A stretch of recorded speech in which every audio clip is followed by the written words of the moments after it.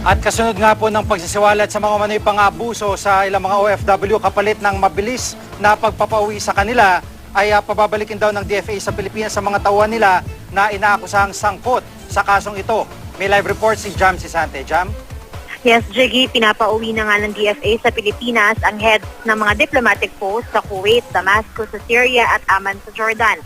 Iyan ay para makapagbigay sila ng impormasyon ukol sa umano'y sexual exploitation na nagaganap sa mga embahada sa naturang bansa. Sabi ni DFA Secretary Albert Del Rosario, pinababalik din nila sa Pilipinas ang tauhan ng DFA na inaakusahang sangkot sa sexual exploitation ng OFW. Irekomenda nila sa DOLE na pauwiin din ang mga sangkot na tauhan ng DOLE. Sinabi ito ni Del Rosario matapos ang 2 oras na pagpupulong nila ni Akbayan Representative Walden Bello na una nagsiwalat ng modus, kung saan pinipilit daw makipagtalik ang ilang Pilipina para mapabilis ang kanilang repatriation.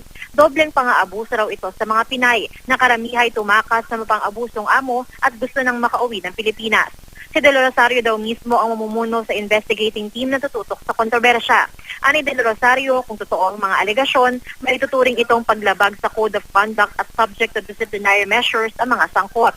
Pwede rin daw maituring na criminal act sa mga ito kung mapatunayang totoo. Si Bello naman, masaya rin daw sa mabilis na aksyon ng DFA at DOLE. Patuloy pa rin nilang hinihimok ang mga biktima na mag-file ng formal na reklamo. Jiggy? Maraming salamat, Jam Sisante.